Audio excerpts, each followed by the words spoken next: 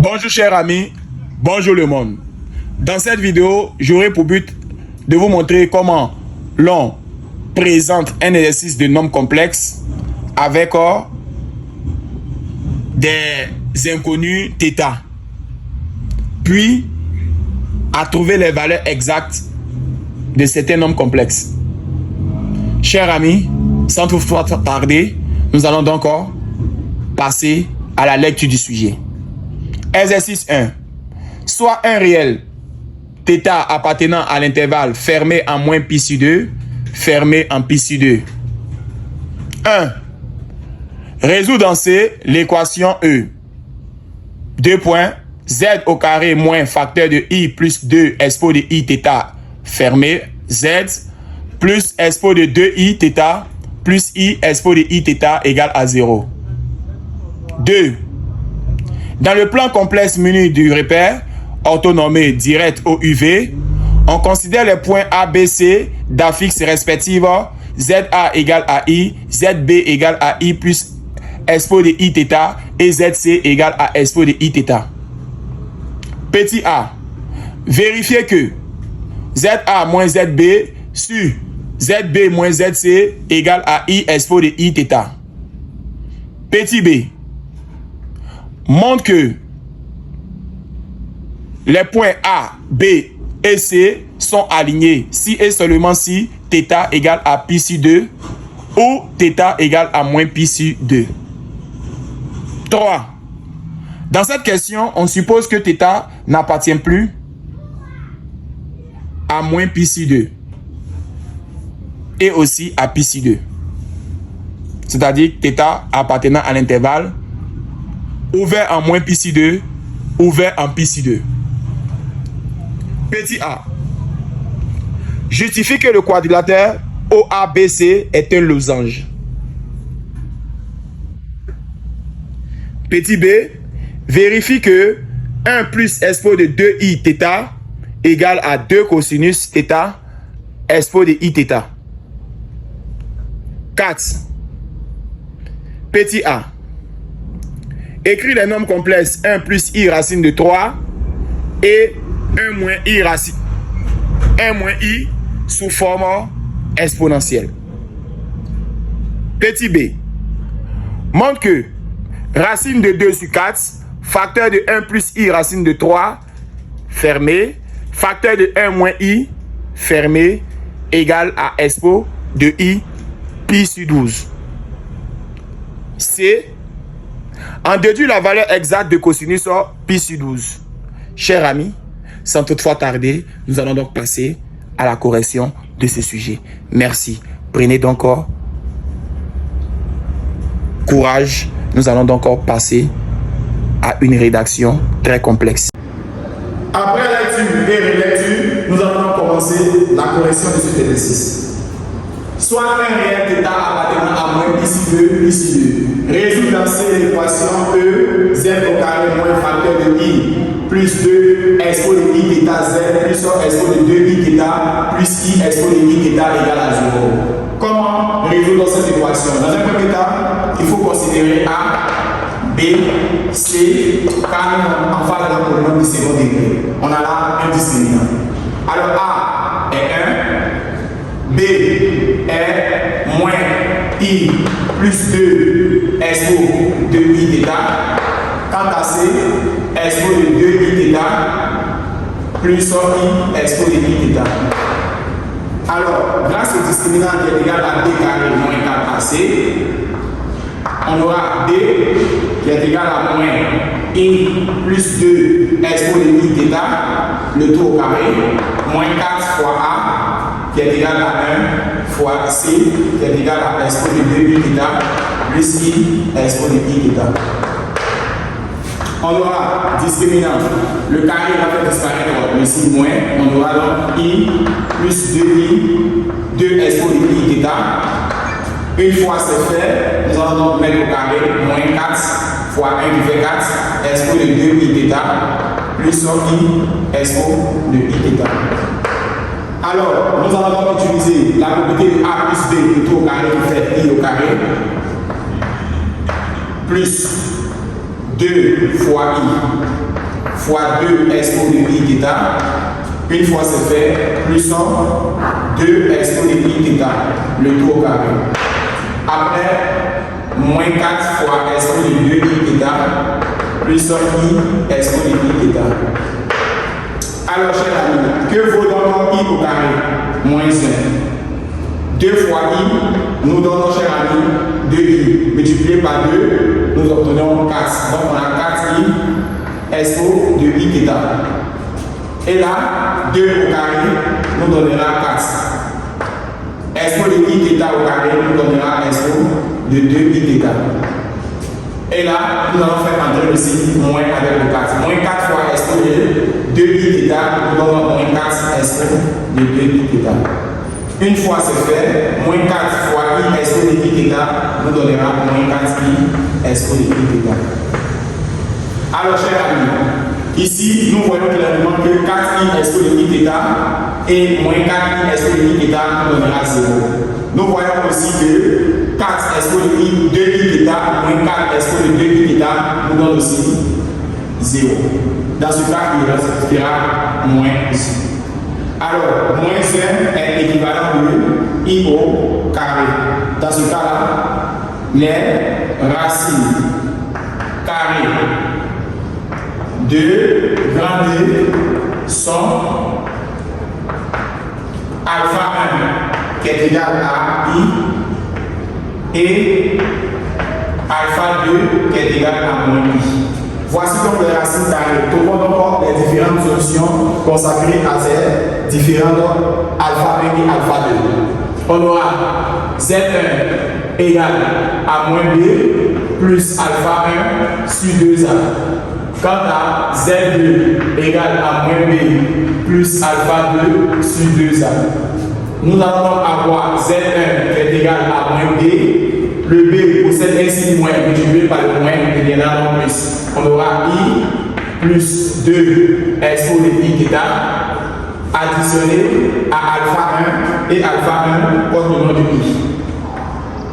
Sur 2 fois A égale à 1. Alors, I plus I nous donnera encore 2I plus 2 expo de I θ sur 2. Chacun va donc prendre le 2. On a Z1 égale à I plus 1 expo de I θ. Nous allons donc attaquer Z2.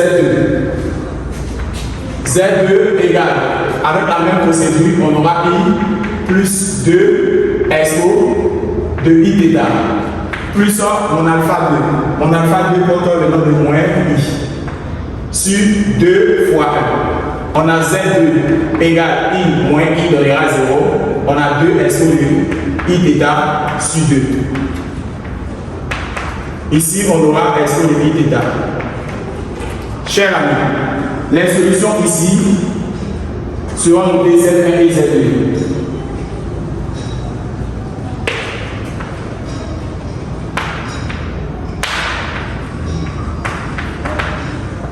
Dans ce cas-là, on dira que solution dans C nous donnera I plus expo de I θ et Z2 expo de I θ.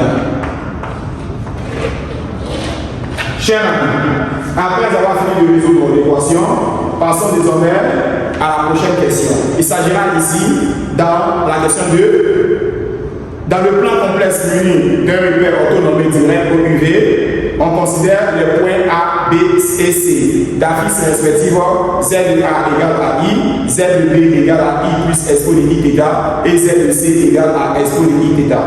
Les différentes écritures données par le professeur sont en réalité, au fait, les différentes solutions aussi trouvées.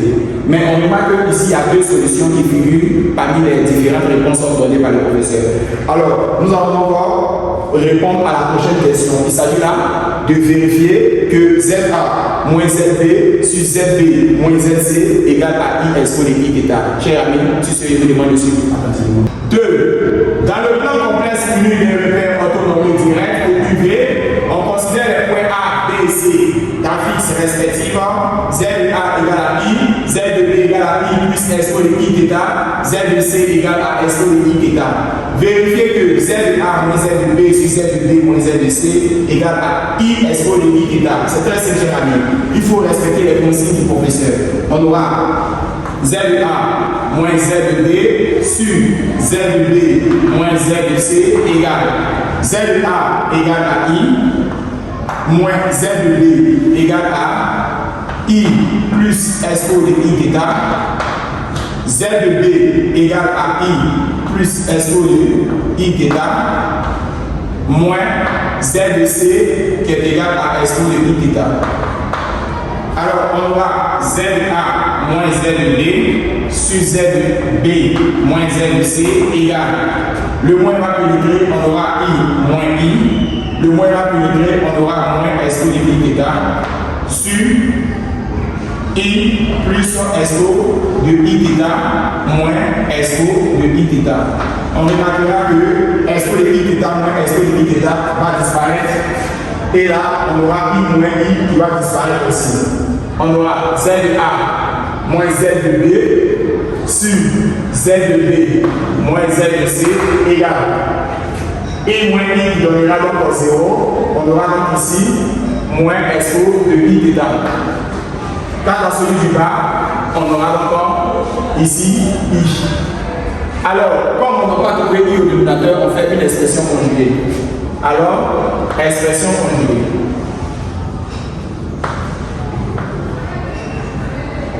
Dans ce cas-là, on aura Z de A moins Z de B sur Z de B moins Z de C égale moins expo de I θ fois I sur I fois I. On aura Z de A moins Z de B sur Z de B moins Z de C égale I fois moins expo de I θ nous donnera moins I expo de I θ. I fois I nous donnera moins Z. Moins fois moins d'ici. Les deux vont se simplifier. On aura Z de A moins Z de B sur Z de B moins Z de C égale donc à I expo de I θ. Cette relation donc est vérifiée.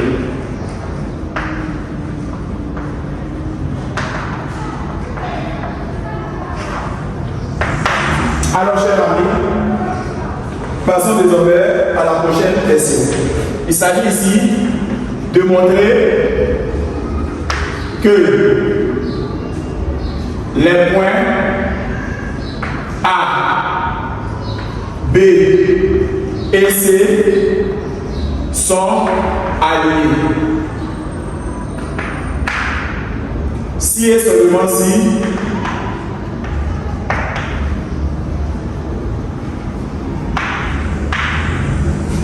θ peut prendre la valeur ici 2. O, θ aussi peut prendre la valeur moins ici 2. Chers amis, comment montrer que les points sont alignés? Pour montrer que les points sont alignés, c'est que l'expression trouvée par l'élève doit être un réel. Si vous appliquez la même propriété ici et que vous tombez sur un réel, alors vous direz que les points sont alignés. Ici, dans le premier cas, nous allons remplacer θ par pi sur 2. Alors, pour θ égale à pi sur 2, on aura donc à prendre cette expression Z de A moins Z de B sur Z de B moins Z de C égale I expo et remplacer ce θ par pi sur 2. À côté de ça, il y a I. Donc, on aura I pi sur 2. Une fois que c'est fait, nous allons donc avoir Z de A moins Z de B sur Z de B moins Z de C égale I facteur et rendre cette écriture en forme trigonométrique. Quelle est la forme trigonométrique de expo de I θ? Pi expo de I θ, il s'agit donc de cosinus de pi sur 2 plus I sinus de pi sur 2. Une fois que la forme trigo est traduite, on sait que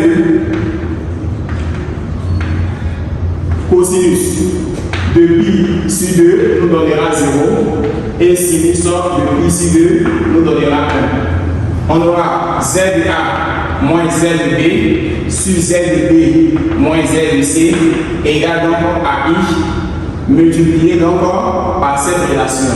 Or, cette relation, nous trouvons 0 ici et nous trouvons ici 1 multiplié par I, nous trouvons donc I. Alors, I fois I nous donnera donc I au carré. Or, I au carré nous donnera moins 1. On aura Z de A moins Z de B sur Z de B moins Z de C. Nous trouvons tout simplement moins 1. Alors, le moins 1 appartient donc à 1 réel. Alors, dans ce cas-là, nous pouvons donc conclure que les points sont alignés. Suivez la suite. Alors, Z de A moins Z de B sur Z de B moins Z de C égale à moins 1 et moins 1 appartient à 1 réel. Automatiquement, il faudrait donc retenir une information. Si moins 1 appartient à 1 réel, alors ce point-là est aligné. Alors, A, B, C sont donc alignés. Les points A, B et C sont alignés.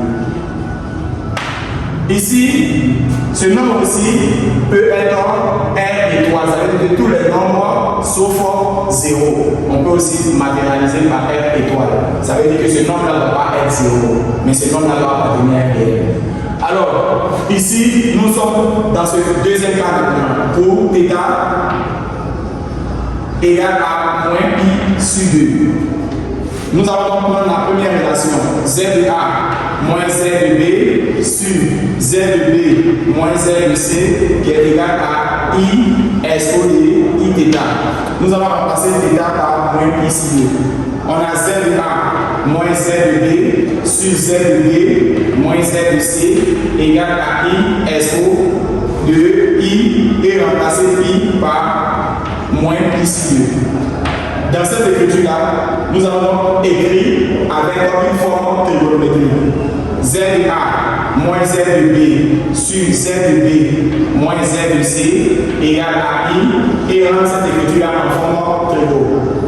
Cosinus de moins pi sur 2 plus I sinus de moins pi sur 2. Une fois que c'est fait, on aura Z de A moins Z de B sur Z de B moins Z de C égale à I et cosinus pi sur 2 moins I sinus pi sur 2. Et pourquoi?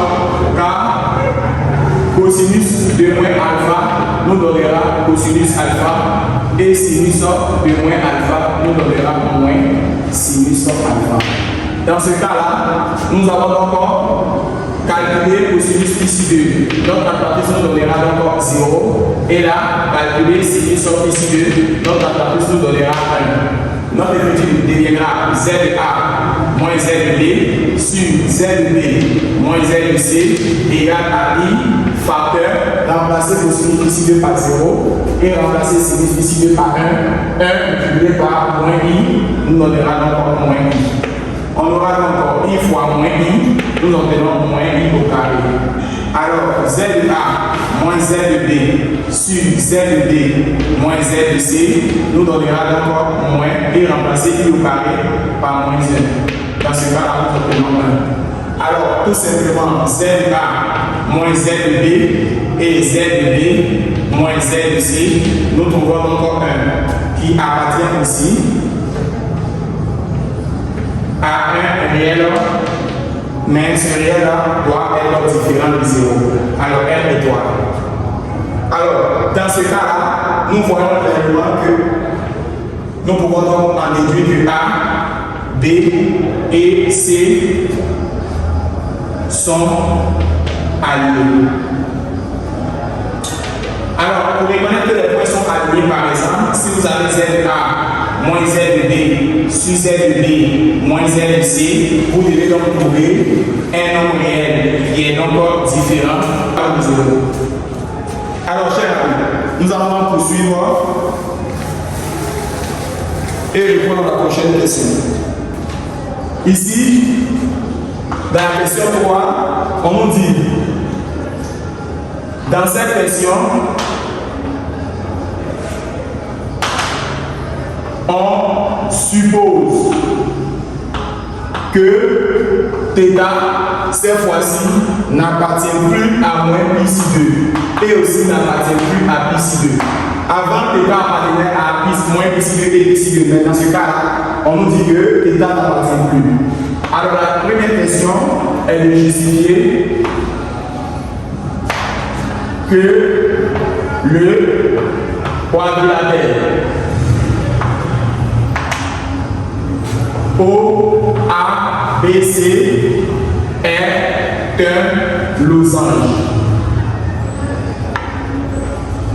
Alors, comment justifier que le quadrilatère OABC est un losange?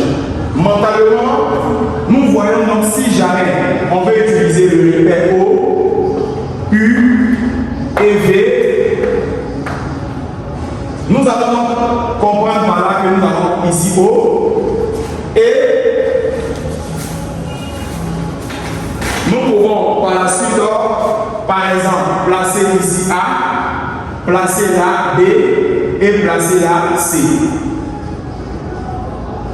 Avec le schéma que je suis en train de montrer, nous voyons là O, A, B, C qui est donc un losange. Si O, A, B, C est un losange, on comprendra par là que O, A serait donc égal à B, C. Ou simplement AB serait donc égal à OC. Alors, si OABC est un losange, alors on aura à dire que tout simplement OA serait donc égal à BC. OA serait donc égal à BC. Ou du moins, nous pouvons donc dire que AB doit être égal à OC pour que ça soit donc un losange. Ici, là, il faut aussi pouvoir justifier que le triangle ABC doit être égal au triangle OAC. Le triangle ABC doit être égal à la même valeur que le triangle OAC. Nous allons encore partir de OA qui doit être égal à BC ou partir de AB qui doit être égal à OC. Qui parle donc de OA parle d'une distance. Chers amis, comment calculer la distance OA?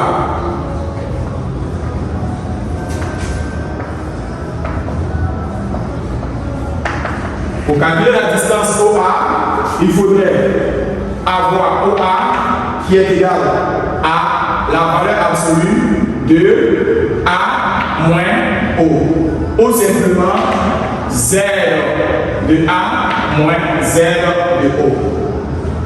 Vérifions donc le calcul.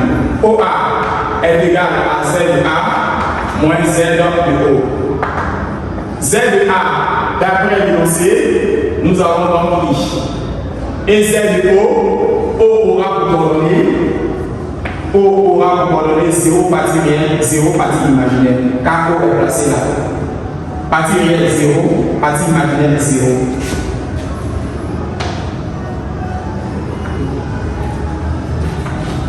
Alors, valeur absolue de I. On aura donc OA, la valeur absolue de I sera donc la partie imaginaire qui est 1 au carré. On aura donc 1 cm. Nous allons vérifier que la valeur trouvée, chers amis, nous allons vérifier que la valeur trouvée est identique à BC. On va calculer BC. BC égale à C moins B ou simplement Z de C moins Z de B. Alors, on aura BC égale à Z de C. Comme nous voyons, Z de C est égal à SO de I θ. Moins Z de B, nous voyons I plus SO de I θ. Alors, on on aura BC égale à S de I θ, et le moins va pénétrer moins I, et le moins va pénétrer moins S de I θ. Alors, S de I θ moins S de I θ nous donnera 0, on aura donc moins I. Nous allons donc calculer le module de moins I, on a donc module racine carrée de moins 1, ce qui nous donnera donc la racine carrée de 1 toujours, parce que on a cette écriture qui nous donnera racine carrée de 1 qui nous donnera 1. Alors, BC nous donnera 1 cm. Nous allons donc vérifier l'hypothèse, ce que nous allons signifier. On a parlé de OA qui devait être égal à BC, donc 1 cm. Automatiquement, nous allons encore avoir l'autre hypothèse appelée AB qui doit être égal à OC. Alors, nous allons donc calculer les distances AB d'une part et aussi calculer les distances OC d'autre part. Alors, AB serait donc B moins A au simplement Z de B moins Z de A. Nous allons donc avoir AB qui est égal à Z de D d'après le sujet I plus S de I θ moins Z de A égale à I. Alors I moins I donnera 0. On a AB égale à module de S de I θ.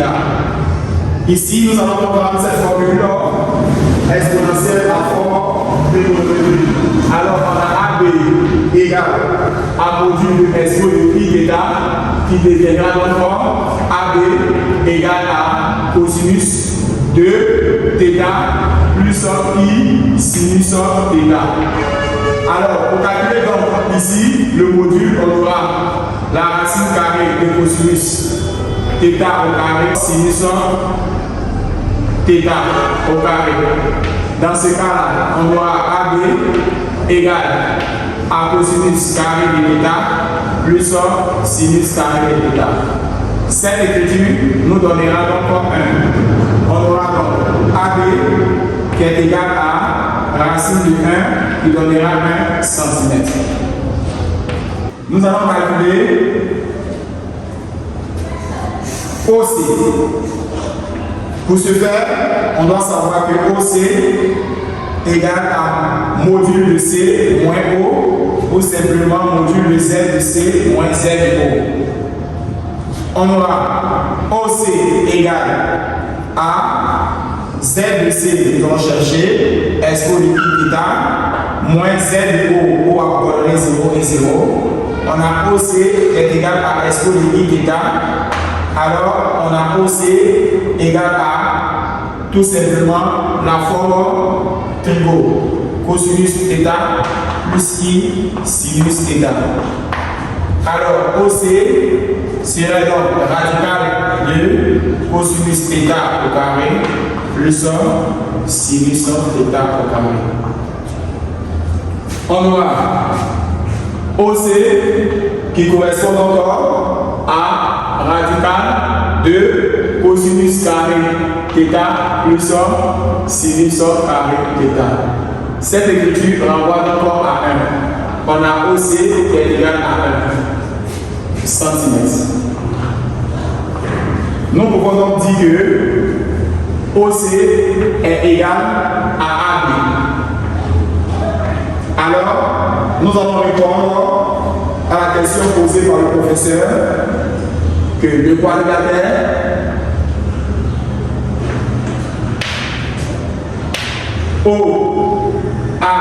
OABC est un losange. Et pourquoi c'est qualifié de losange? Parce que nous avons vérifié premièrement que OA est égal à BC et nous avons vérifié que OC est aussi égal à AB. Alors, chers amis, nous allons passer à la question B qui nous demande de vérifier que 1 plus SO de I θ égale à 2 cosinus θ expo de pi θ. Alors, pour cela, nous allons passer 1 plus 1 expo de pi θ va être sous la forme suivante. Expo de pi θ serait donc multiplié par quel élément pour avoir 1? Expo de moins pi θ. Car nous savons très bien que a à la puissance n multiplié par a à la puissance moins n fait a à la puissance m moins n. Alors c'est dans ce cas que cette écriture fois cette écriture là va faire expo de pi θ encore soustraire à moins pi θ qui nous donnera expo de 0, nous donnera 1. Donc le 1 est vérifié. Alors, cette écriture-là va multiplier quel élément? Expo de pi θ. Car la propriété a à la puissance n multipliée par a à la puissance n fait a à la puissance m plus n. Donc, expo de pi θ additionné à pi θ nous donnera donc expo de 2 pi θ. Cette écriture est vérifiée. Une fois que c'est fait, nous allons donc avoir 1 plus expo de 2 pi θ égale donc à expo de pi θ et donc inverser expo de pi θ et ici plus expo de moins pi θ pour que ça ressemble un peu à la formule de Moivre.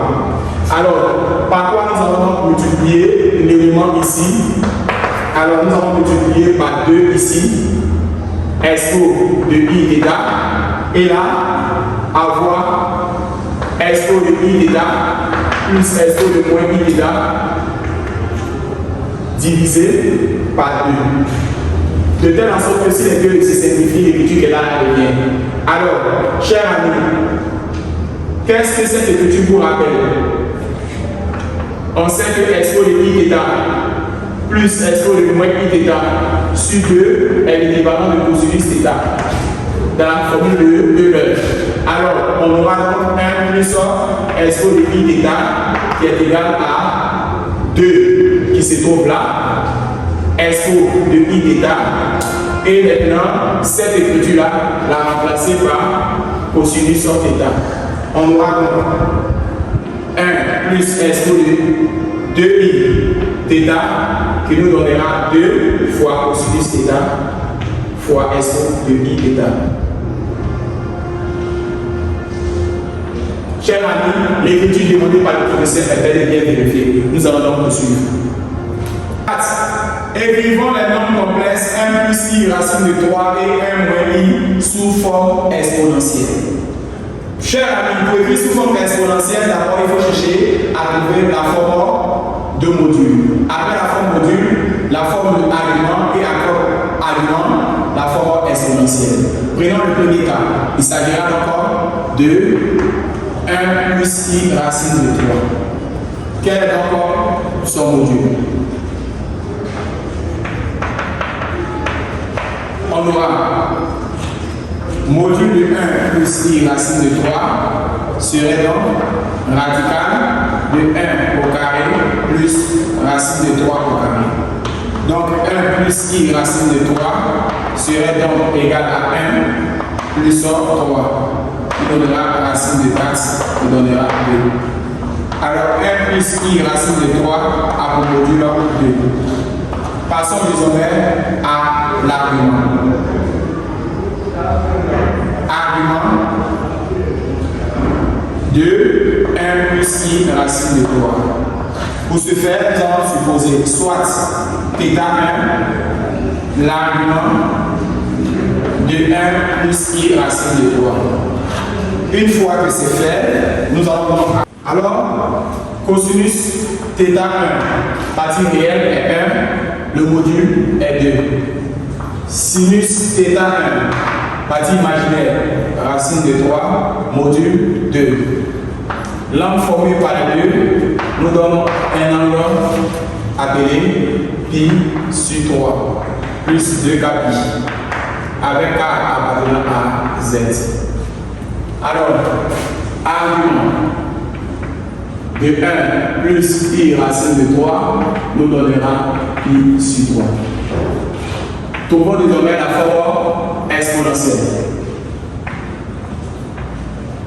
Pour la forme exponentielle, nous aurons à écrire 1 plus i racine de 3 égale à la propriété suivante. Module 2, expo de l'angle pi sur 3 i. Chers amis, passons désormais à 1 moins i.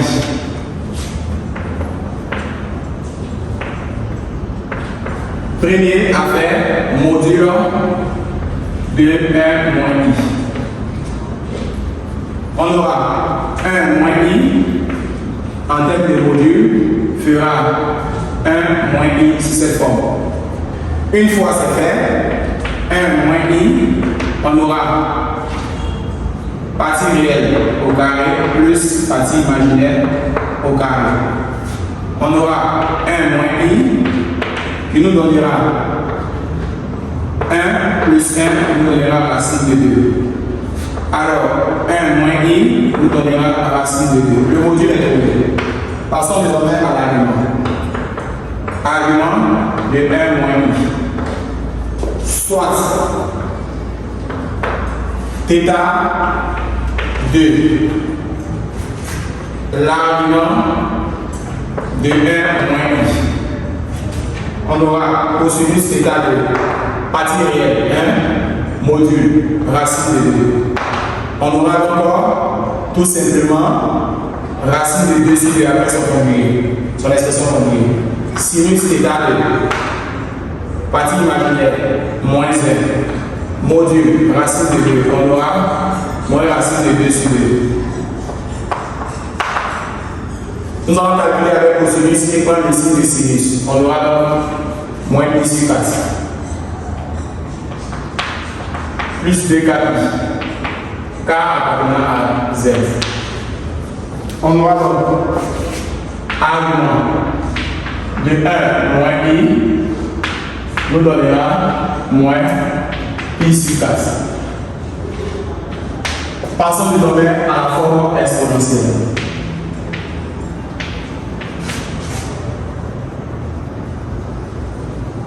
Pour la forme exponentielle, on aura 1 moins i qui est égal. Le module, nous sommes tombés sur racine de 2. Exponentielle, l'angle trouvé, moins pi sur 4. Et à présent, c'est pi. Chers amis, passons désormais à la prochaine question. Il s'agira en B de montrer que racine de 2 sur 4 facteur de 1 plus i racine de 3 facteur de 1 moins i vaut expo de i pi sur 4. Pardon, ici 12. Alors, chers amis, comment montrer que cette équation, cette écriture donne expo de i ici 12. Tout simplement, il faut revérifier les différentes écritures précédentes. Racine de 2 sur 4 multiplié par 1 plus i racine de 3, 1 moins i. Comment rendre la forme algébrique en forme trigo? Dans un premier temps, il faudrait donc trouver les différentes formes exponentielles précédentes. Pour 1 plus racine de 3, nous avons ça. Pour 1 moins i, nous avons donc cette écriture-là. Donc, racine de 2 sur 4, facteur de 1 plus i racine de 3, 1 moins i, serait donc égal à racine de 2 sur 4, facteur 1 plus i racine de 3. Alors, 1 plus i racine de 3 nous donne comme angle pi sur 3 et sa forme exponentielle est proche. Ici, nous trouvons 2 SO de pi sur 3i. Cette écriture a une forme exponentielle là. On aura racine de 2 et là SO de moins pi sur 4i. On aura racine de 2 sur 4 facteur de 1 plus i racine de 3, 1 moins i égale. Ici là, nous sommes en train d'écrire racine fois racine. Racine de 2 fois racine de 2 fois 2. Une fois c'est fait, fois SO de pi sur 3i fois SO de moins pi sur 4i. Le tout sur 4. On aura racine de 2 sur 4, facteur de 1 plus i, racine de 3, 1 moins i, égale racine de 2 fois racine de 2, nous obtenons donc 2 fois 2, nous obtenons 4.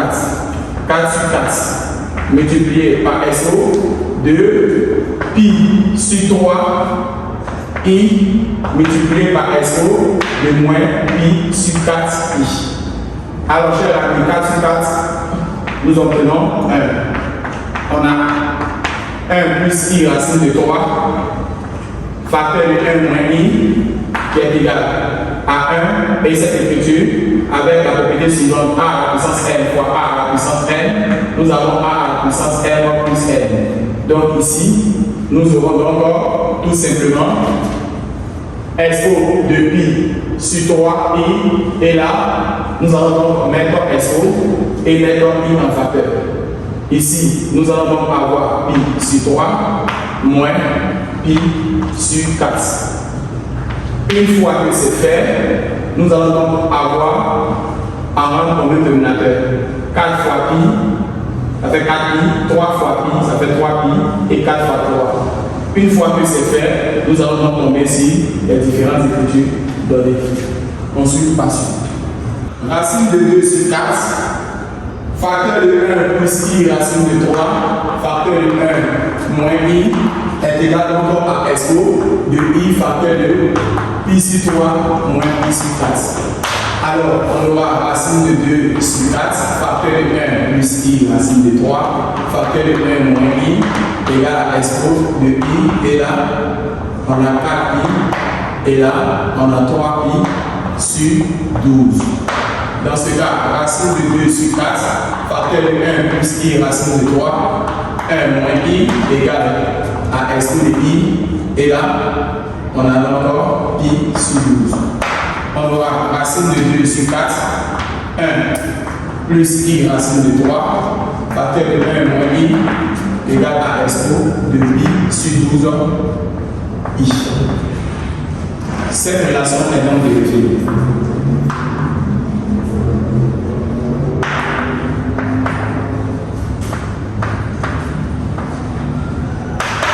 Alors, chers amis, nous allons encore répondre à la dernière question qui nous demande de déduire la valeur exacte de cosinus pi sur 12. Alors, comment déterminer la valeur exacte?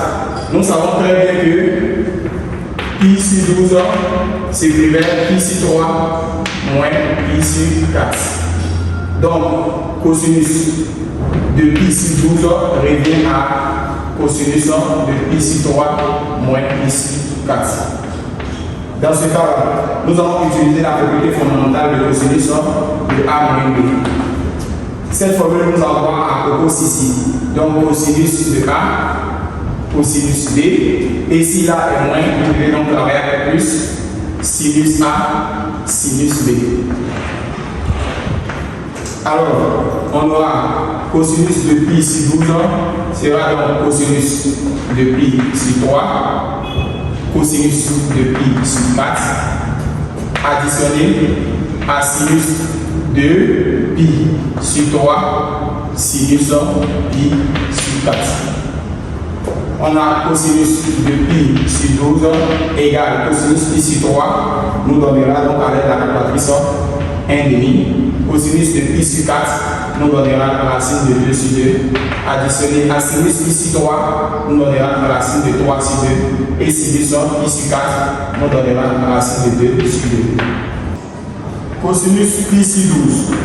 1 fois racine de 2 fera donc racine de 2. 2 fois 2 donnera 4. Plus racine de 3 fois racine de 2 donnera racine de 6. 2 fois 2 donnera 4. Les deux ont le même dénominateur. On aura cosinus pi sur 12 égale à racine de 6 plus racine de 2 sur 4. Chers amis, voici donc la valeur exacte de cosinus ici. Si ce que vous dites au revoir pour une nouvelle vidéo.